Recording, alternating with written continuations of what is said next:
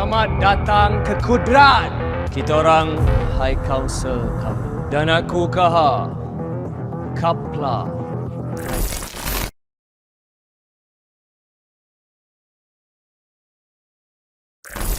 Assalamualaikum good people. Welcome back to Ashraf channel.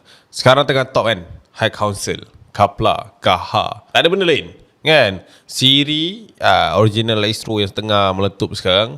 And this is one of series yang aku tak suka tengok. Sangat-sangat tidak suka. Kenapa? Jadi kita akan cerita, alright? And kita akan cerita mana datangnya pembentukan High Council. Aku rasa mungkin korang dah tengok kat MS Studio serba sedikit. Tapi hari ni kita akan cerita panjang lebar sedikit. And pengalaman aku sedikit masa aku melalui sendiri sistem High Council ni. Alright, jom kita layan intro macam biasa. Jangan lupa subscribe, like dan juga share video ni. Alright, let's roll it.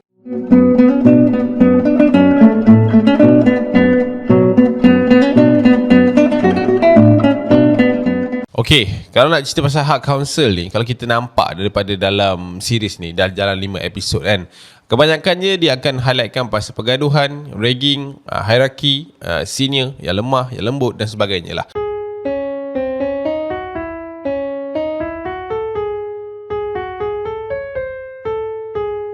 Daripada mana datangnya High Council ni?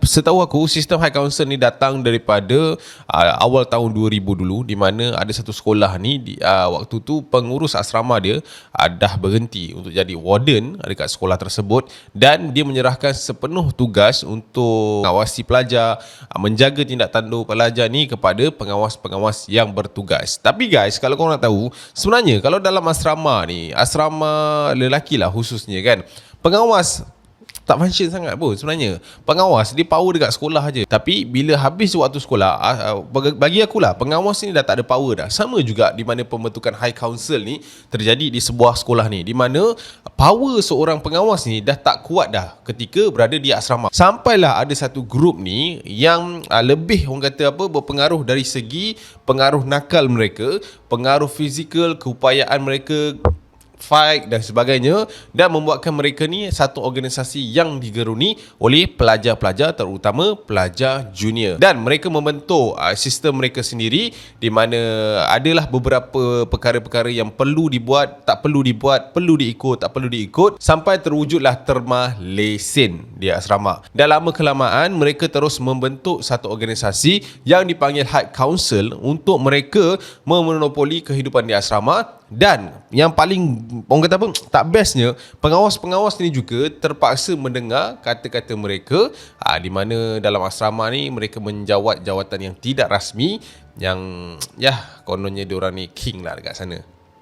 Itulah dia High Council. Mereka ni tak dibenarkan langsung memberitahu kepada pihak atasan maupun pihak sekolah tentang kegiatan mereka ini. Kebanyakannya diorang dah brainwash dah budak-budak ni untuk jadi seorang anak jantan kononnya, yang korang kena fight, korang kena survive dalam asrama ni macam anak jantan. Seperti mana yang korang tengok dalam filem High Council ni. Macam ada satu kes yang terjadi di sebuah sekolah yang berada di Ceras. Ketika itu ada seorang pelajar ni, dia ni gagal teruk dalam peperiksaan PMR, dan dia menyalahkan kehidupan dia di asrama ketika itu, yang menyumbang kepada torture dan juga kegagalan serta trauma beliau, sampai mendorong dia ni tak dapat nak belajar ketika dia berada di sekolah. Dan disebabkan kenyataan itu, seramai 20 orang senior telah pun menghayun, membantai, memijak, menerajang budak tersebut sehingga cedera parah. Dan ketika itu juga ke-20 orang ini telah pun dilaporkan dibuang daripada sekolah daripada tahun yang sama, iaitu tahun senior mereka sebelum mereka menduduki peperiksaan SPM. Okey, antara kes yang terjadi dekat sekolah teknik Ceras yang aku mention tadi. Okey, ini aku ceritakanlah. Ada seorang pelajar yang nama dia Hishamuddin Majid. Ketika ni dia form 4 tau. So, dia ni seorang pelajar yang berpangkat tinggi di sekolah. Aku pun tak tahu macam mana sistem dia, tapi sekolah teknik kan dia tak ada budak-budak junior banyak sangat. Tak silap aku dia form 3, form 4, form 5. And kebanyakan di tahun-tahun belakang ini form 4 dan form 5 lah kebanyakannya dekat sekolah teknik ni. Okey. So dia ni dapat jawatan yang tinggi. So ada senior dia ni nak jadikan dia ni sebagai ketua di kalangan mereka ini ketika dia dah jadi senior nanti, which is form 5 lah. So aku rasa mungkin Hishamuddin ni tak nak. Tapi disebabkan tradisi asrama, diorang duk menurun-nurunkan nama ni kan. Aku tak tahulah apa dia punya gelaran waktu tu kan. So ketua dia ni pun decide untuk bawa si Hishamuddin ni pergi battle. Tapi battle ni perlu dilakukan dekat dalam toilet. So maknanya dia ni perlu menghadap beberapa orang form 5. Dia perlu kalahkan mereka ini semua untuk dia ni diturunkan nama sebagai seorang ketua lepas dia senior nanti. So terjadilah benda tu. Dia bantai Hishamuddin ni sampai ke pagi tau guys. Sampailah budak ni dah kena siap-siap pergi sekolah. And dia pergi sekolah macam biasa je Hishamuddin ni. Tapi waktu tu dia balik lebih awal daripada biasa. Sebab dia kata dia dah tak tahan, badan dia macam kurang sihat lah. Mungkin efek daripada dia belasah oleh budak-budak tu tadi lah. So nak jadikan cerita, keadaan Hishamuddin ni makin lama makin tenat guys. And pada pukul 7.30 malam, diorang dapati yang Hishamuddin ni tak sedarkan diri, and membawa dia ni terus pergi ke hospital dan disahkan meninggal dunia selepas beberapa jam akibat kecederaan dalaman.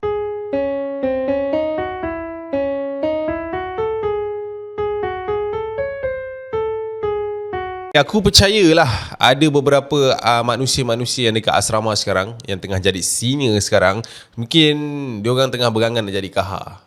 Mungkin ada di antara mereka dah panggil lah, nama aku Syafiq, Kapla Teknik Melaka. Okey, kita nak cerita pasal Kapla. Apa maksud Kapla dalam cerita High Council ni? Okey, Kapla ni setahu aku diambil ataupun diilhamkan daripada bahasa Kelantan yang bernama Hamla. Kalau Hamla bermaksudnya ketua. So mungkinlah kalau nak disebut Hamla dekat dalam High Council ni tak komersial. So dia orang tukarlah jadi Kapla. Ataupun mungkin ada kisah-kisah sekolah yang lain yang menggunakan terms Kapla ni dan di-apply kat dalam filem High Council ni. Okey, kita cerita pasal development cerita KAHA ni. Setahu aku ada satu kisah pasal seorang budak Kelantan ni yang mengalami satu budaya resis dekat Semenanjung. Kelantan tu Semenanjung lah, ke arah selatan ni. Okey, dia tak mention sekolah mana, tapi dia ni mengalami resis dalam, kau faham lah kan, bila budak Kelantan main sini kan, dia ada that racist. So dia ni terpaksa berjalan seorang diri, fighting seorang diri, gocoh seorang diri, gedebel seorang diri dekat tempat orang waktu tu. Dan dia ni orang kata bukan luckily lah, tapi dia ni memang ada something yang dia belajar dekat sekolah ke dekat tempat dia yang lama. Dan bila dia pindah dekat sini, dia menjadi seorang fighter dan dia ni menjadi seorang yang digeruni dekat asrama. Walaupun waktu itu dia hanyalah tingkatan 4. Okey, organisasi yang berada di asrama itu sendiri pun goyang dengan kehadiran budak yang bernama KAHA tu of course lah ciptaan. So dia adalah nama dia kan. And aku tak mention kot. Okay, alright. Budak A ni dia ni digeruni oleh senior-senior dia juga.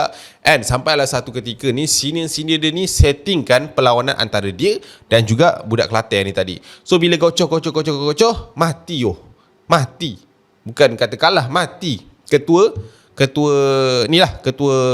Ketua organisasi yang sebelumnya, dan si orang Kelantan ni ditahan polis bersama lagi pembuli-pembuli yang lain. Maka berakhirlah organisasi di sekolah tersebut. Dan aku rasa mungkin watak KAHA tu diambil daripada kisah yang agak popular juga di kalangan asrama sekolah lelaki ni, yang mungkin kalau korang duduk asrama korang pernah dengar kot. Cerita ni urban legend sebenarnya, yang aku rasa benda ni sangat legit lah untuk diorang inspirasikan sebagai watak KAHA.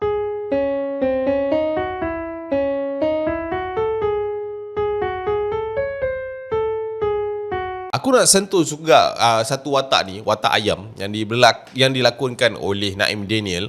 Pelajar lembut ni memang wujud tau dekat asrama. Mana-mana asrama mesti ada satu dua pelajar-pelajar yang macam ni. Ada satu kes ni di mana seorang pelajar yang bernama Muhammad Syahrizal, dia ni seorang pelajar lembut yang bersekolah di sebuah sekolah menurut apa yang aku dapat dekat sini lah.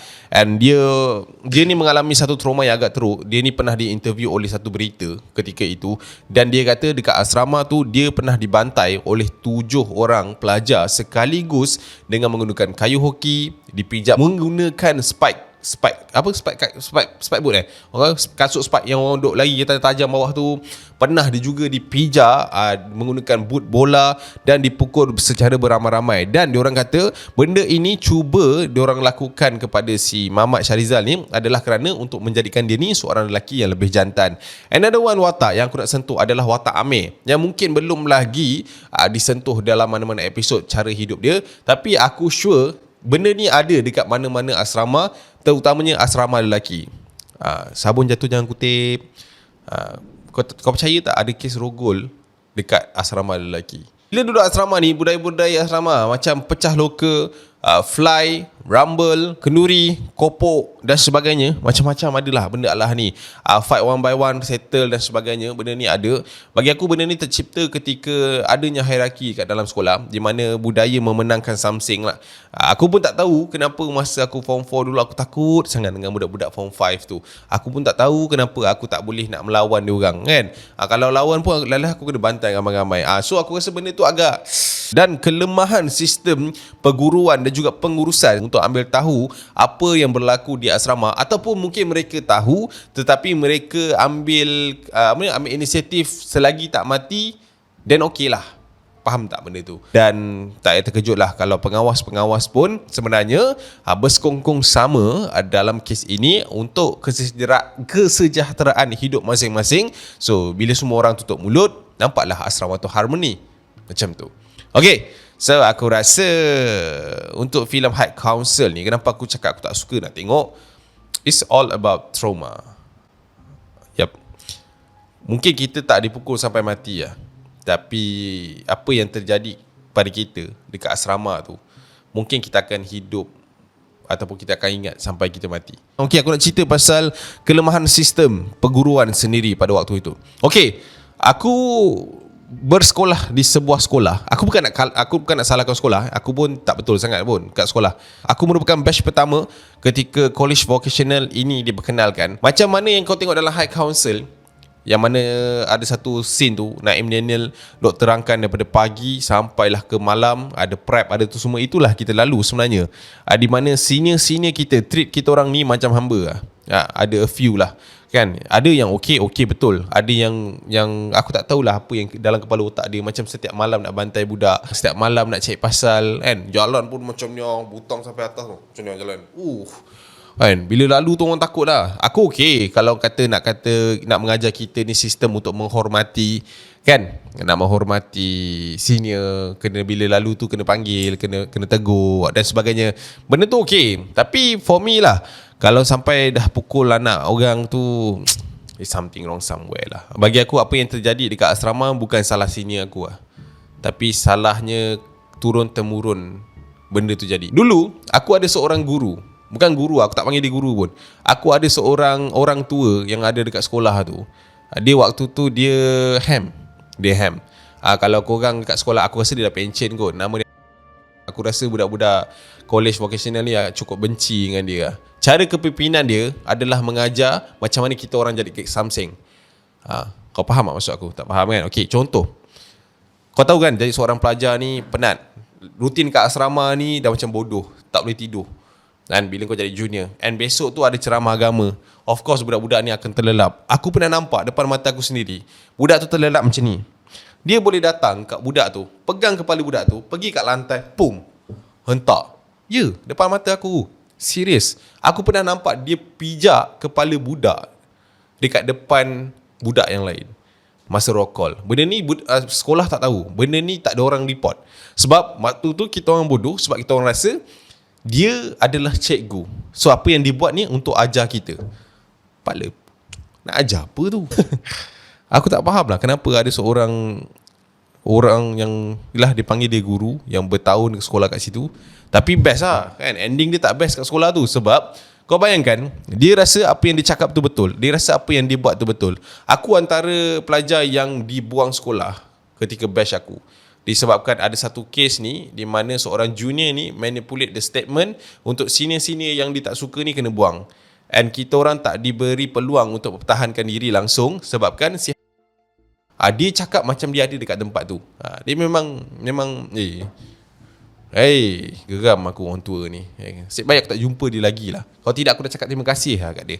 Okay, sebab dia lah aku jadi macam ni. Ada satu ketika ini, dekat sekolah aku ni ada term semalam setan, di mana setiap kali semester kita orang akan ada satu malam yang diorang akan light off kan semua semua hostel, semua blok yang ada, dan diorang akan pakai ni ninja punya tu, kain pelekat, nampak mata je. Diorang akan pergi kacau, dia akan baling air time kau tidur, dia akan tumpahkan tepung kat muka kau masa kau tengah tidur.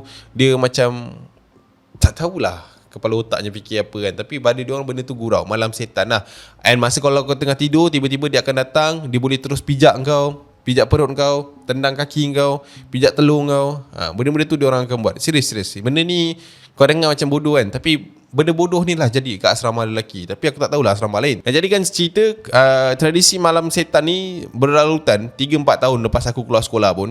And ada few juniors aku yang masih aku berhubung, cerita di mana ada satu malam setan ni, ada salah seorang pelajar ni bawa screwdriver belakang dia tu. Dia pergi masa orang tengah tidur kan, dia pergi, dia terus macam ketuk bahagian belakang yang tumpul tu dekat peha. Sakit kan? Budak tu bangun, budak tu pergi bantai dengan dia. So berjadilah pergaduhan, pergelutan, sehingga belakang screwdriver ni dia pergi cocok dekat mata, stars masuk dalam mata dia ni, penuh dengan darah, and keluar darah, koyak kat sini tak silap aku, and mata dia putih tu jadi darah lah. And dorang lari. Keesokannya pelajar tu call mak dia sebab sakit. And yang paling best sekali, mak dia merupakan salah seorang ketua jabatan vocational Malaysia yang dekat Putrajaya sana. Pisang.